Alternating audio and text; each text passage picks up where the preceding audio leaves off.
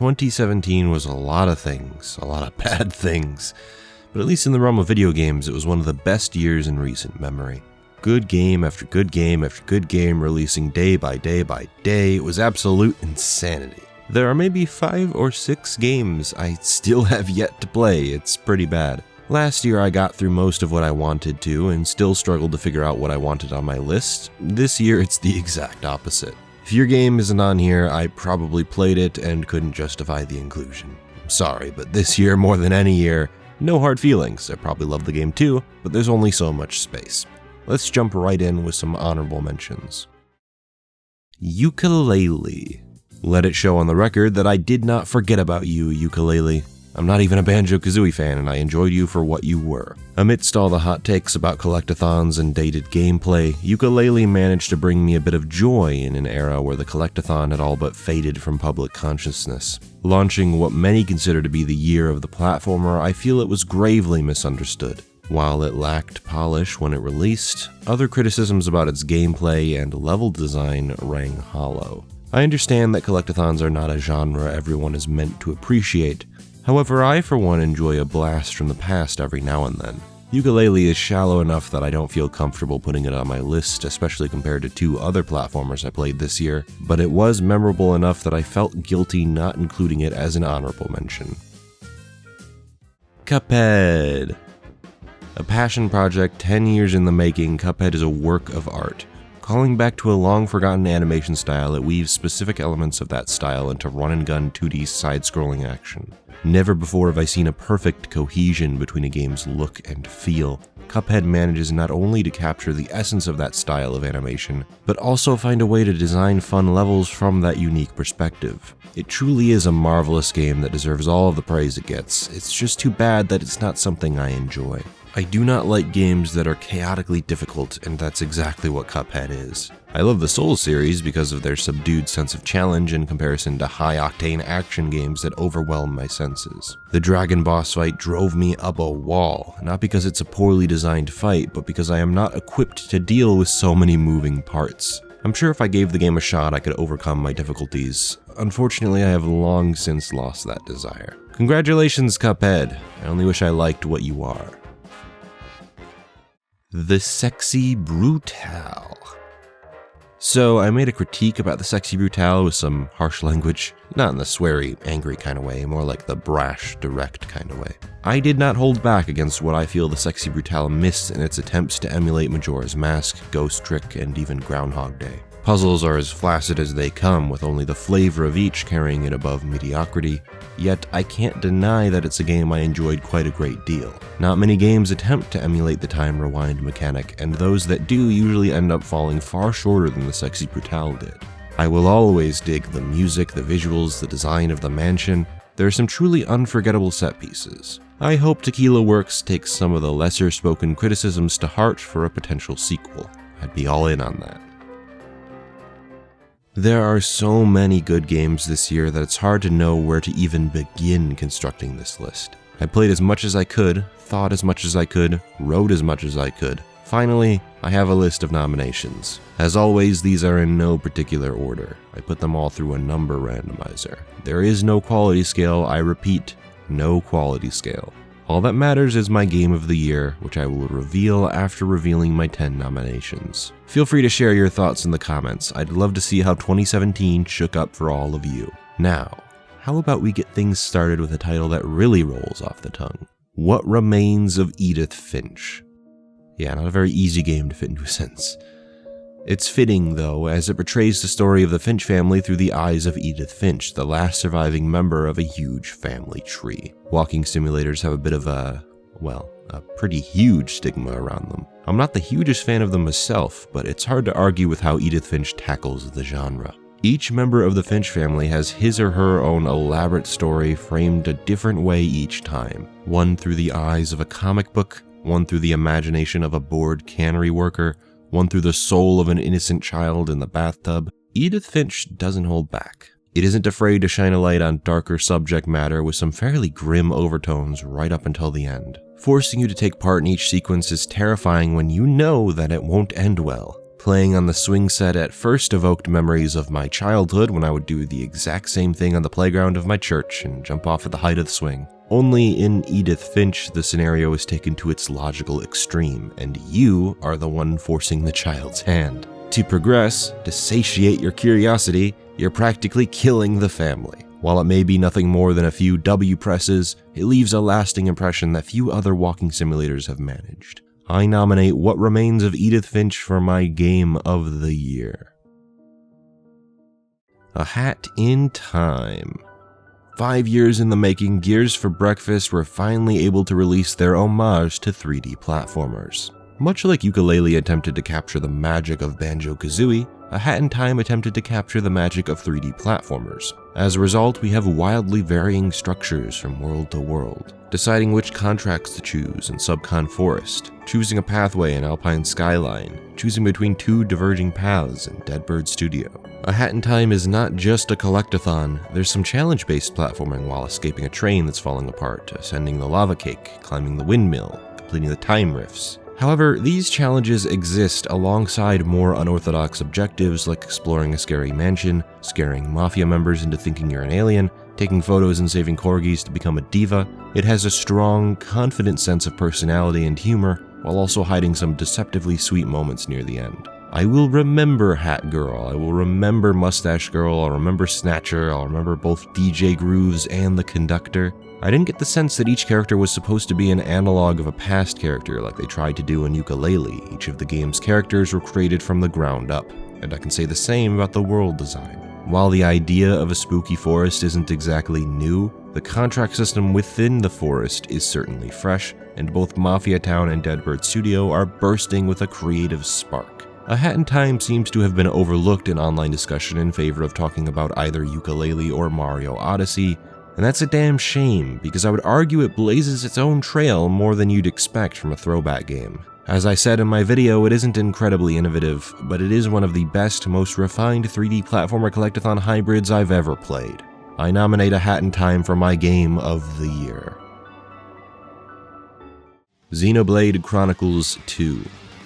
Monolith Soft's new JRPG hasn't been discussed nearly as much as I expected coming off their previous two projects. Most of the discussion I saw centered around the character models, voice acting, and general presentation, most of it in a negative light. I even partook in such criticism myself before the game released, but I'm happy to say that Xenoblade Chronicles 2 manages to rise past its criticisms into one of my favorite games of the year.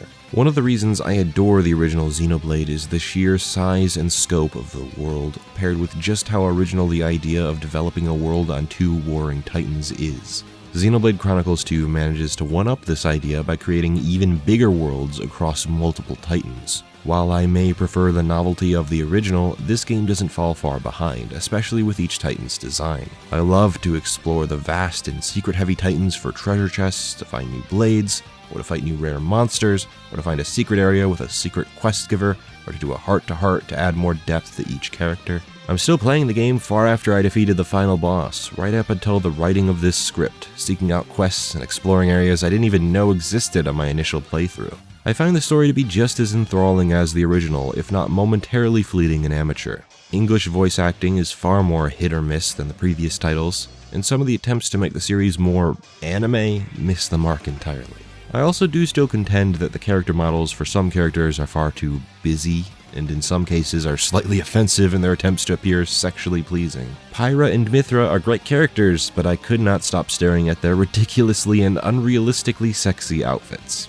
All that said, the story links up with the original in a surprising way and manages to emulate some of the high points of the original story in some clever ways. It won't be winning any Academy Awards, but I had a blast exploring the world of Allrest and grappling with the slightly more complex combat system. With the introduction of elemental blades, there are so many more combos, adding a whole different layer to chain attacks and pre-planning to the seemingly shallow MMO cooldown-based combat system. Xenoblade Chronicles 2 is one of the most surprising games of the year, especially coming off the somewhat lackluster Xenoblade Chronicles X, and is a worthy successor to one of my favorite games ever made. I nominate Xenoblade Chronicles 2 for my Game of the Year. Hellblade: Senua's Sacrifice. This one is a bit of a year-end clincher alongside another game coming up. Hellblade interested me for several reasons when it first released.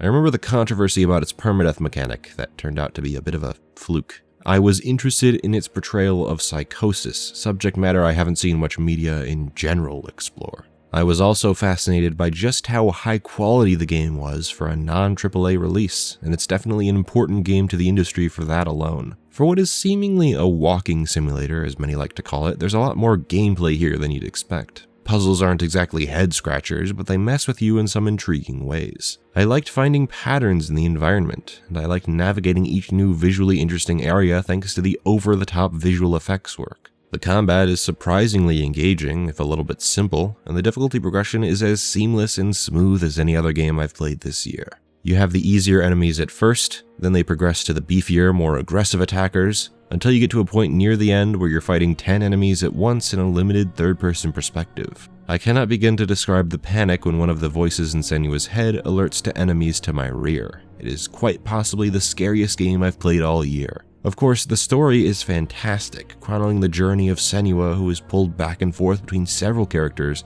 who both approve and deny of her condition. It's fascinating to pick up the details through quiet background voices while the primary voices in Senua's head are arguing about something. Hellblade has the best audio design of any game I've played, period, with several voices coming from all directions, high-quality sounds for footsteps, drainage, growling monsters. At the end of the day, this is a deep, meaningful journey about a woman with psychosis coming to grips with her condition and the consequences that come of that. It may drag in areas where not a whole lot is happening, but I genuinely enjoyed the journey from start to finish, and it's one of the most memorable stories this year. I nominate Hellblade: Senua's Sacrifice for my Game of the Year.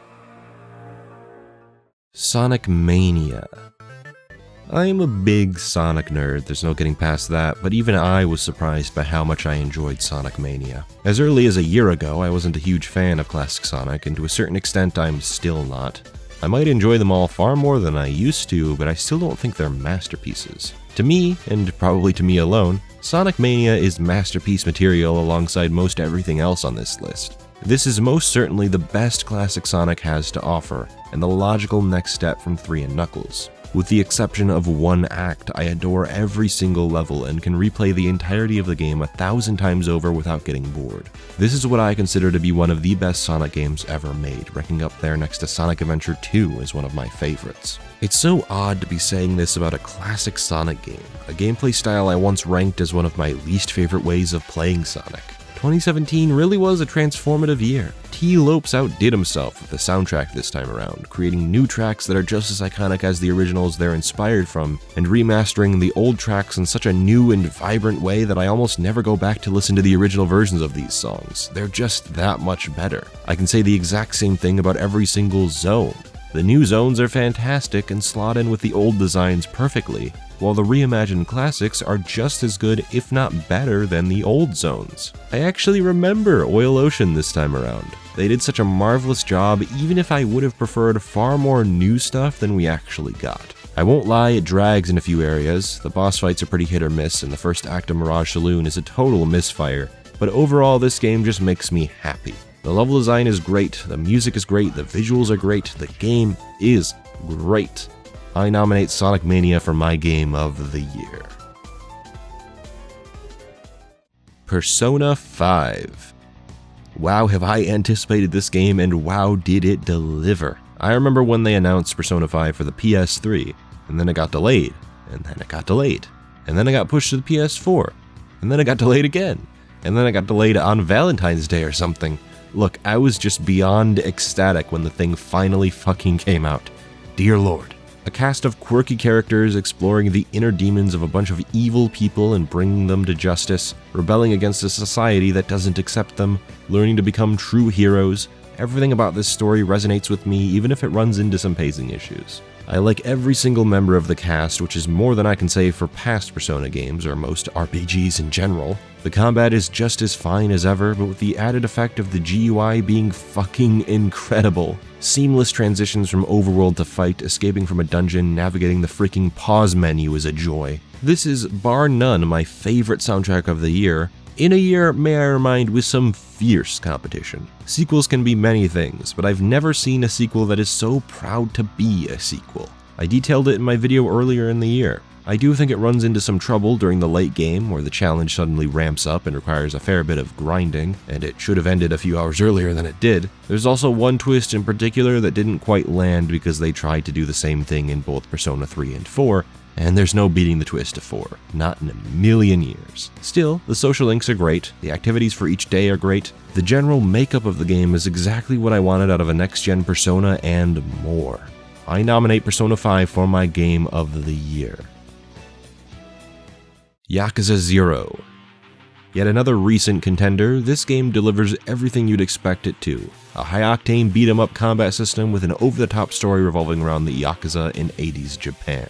I cannot begin to express just how much I love the two main characters, Kazuma Kiryu and Goro Majima. As someone unfamiliar with the franchise, this was the perfect way for me to get started, as it sports what I hear is most likely the best combat system and most over-the-top story the series has to offer. Though maybe that'll come to bite me in the ass when I eventually travel back to the other games. I'm usually not a fan of beat-em-ups, but the degree to which you can upgrade each fighting style lends the combat an ever-evolving sense of complexity with new heat moves, combo extenders, and health upgrades to survive some of the tougher boss fights. While it wasn't exactly head-smashing, I did get stuck at a few later bosses, which is not what I expected from the simplicity of a beat-em-up.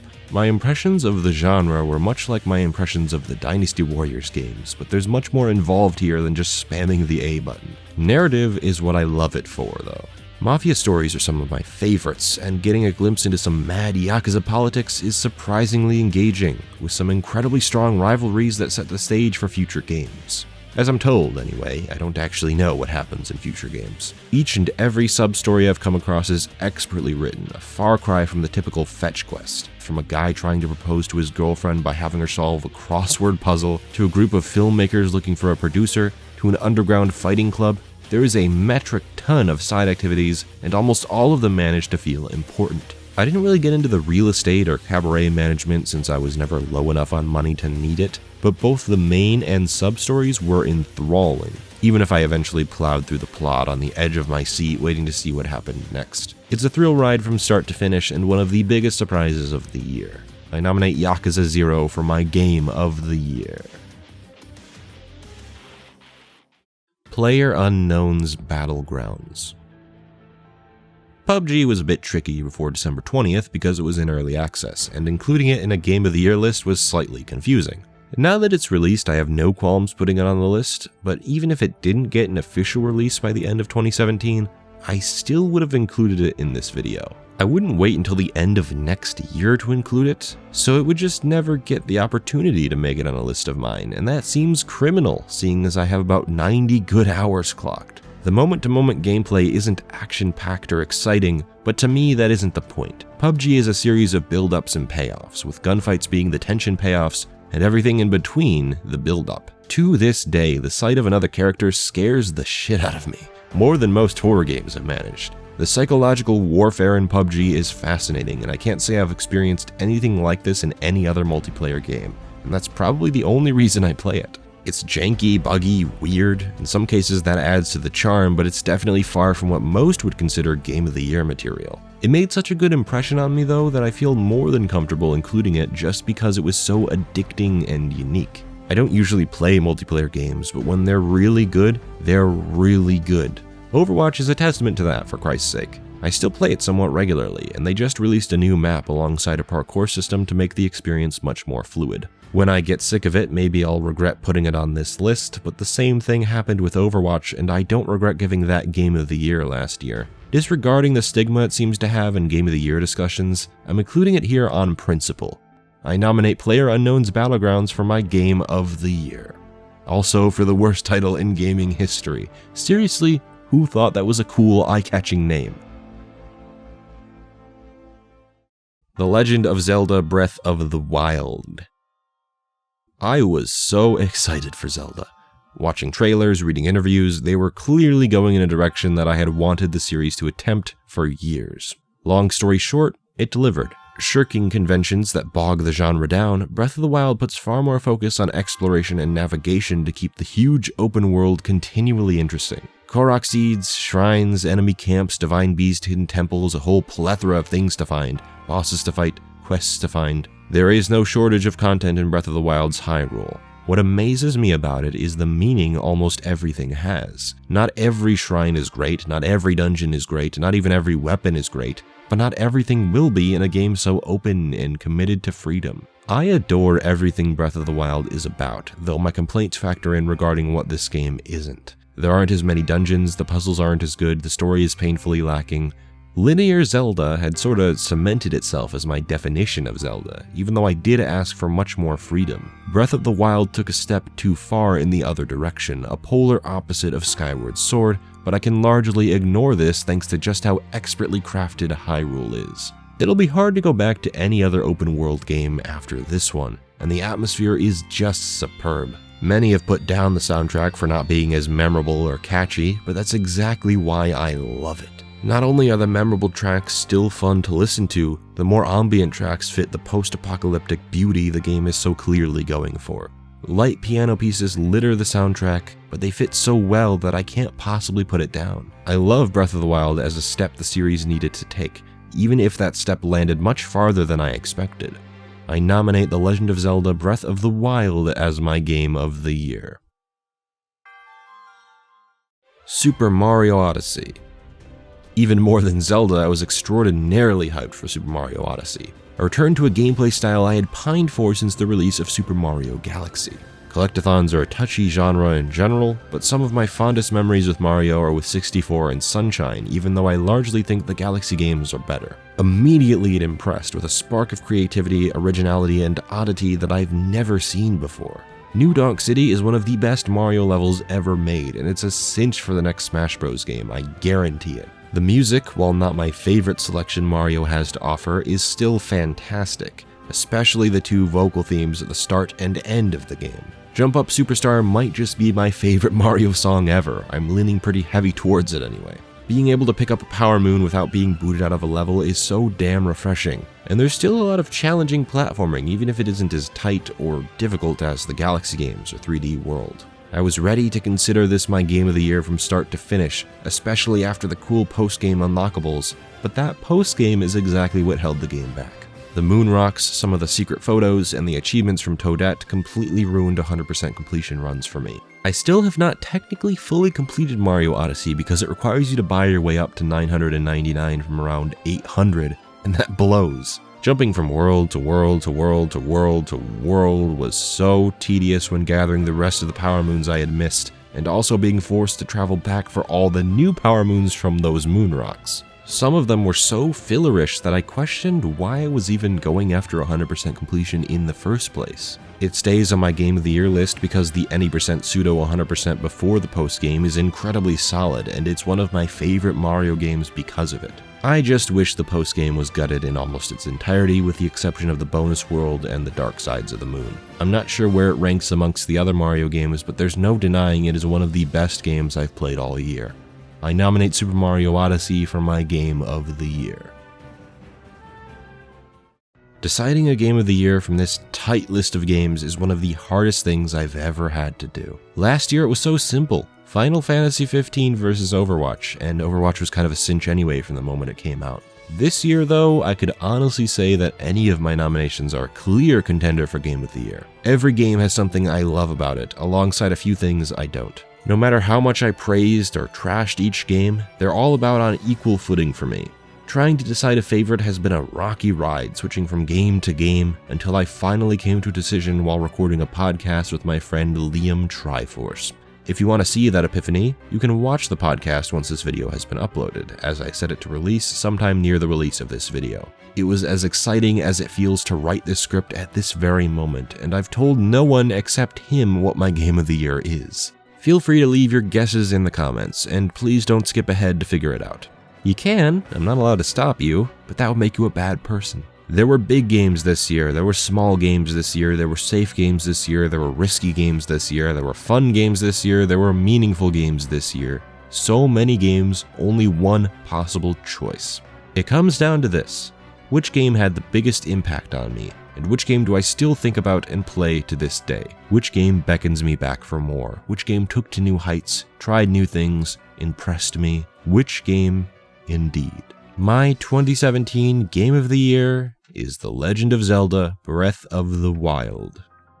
What can I say? I went through a journey with this game. At first, I wouldn't have dared put this as my game of the year. It shirked too many Zelda tropes I was a fan of, and went too far in a direction I wasn't quite ready for. I wanted more dungeons, more story, more puzzles. That's the thing, isn't it? With more time, with more thought, with more playtime, I started to understand it better. I don't love this game for the same reasons I love other Zelda games, but it still manages to be an epic adventure in a different way. Embracing its RPG adventure roots, welcoming non-linearity, freedom, choice. This game's very being echoes that sense of freedom in every facet of its design, and it's hard not to admire just how far the dev team went to diversify this from other Zelda games, hell, from other games in general. I once described a magical, childlike feeling at the beginning of the game when I was discovering new things that slowly faded away after a while. Truth is, that's going to happen no matter where Zelda goes from now on. No matter how perfect this game was, it wasn't going to satisfy on all fronts because it wasn't interested in doing that. It was interested in being the most free, most open, most engaging and explorable open world ever created. I respect it a lot for that, and I can safely say that although I have a fondness for Twilight Princess that I'll never let go of, Breath of the Wild is clearly my favorite Zelda game for none of the reasons I love Zelda. There's a strange, funny irony in that. Again, if you'd like to watch the exact moment I decided my game of the year, go listen to a new podcast I recorded with my buddy Liam Triforce. I'll make a general update about the podcast soon, but in the meantime, it'll be up on whatever's in the description. I don't quite know where I'm going to post it yet, but you'll know once the video is up. I hope you all enjoyed my picks, and I want to see what you all liked in the comments below. Explain your picks. Game of the Year season is one of my favorites precisely because I get to see what others thought of the year and the various games in it. Thank you all for watching, and thanks for a fantastic year for the channel. It makes me so happy that we were able to grow so much over the span of a single year, and I can't thank you enough for continuing to support my content. This has been my dream for so many years now. To finally see it become a reality is humbling. Here's to another fantastic year. My name has been KingK, and I certainly hope you all had some well-deserved fun this year.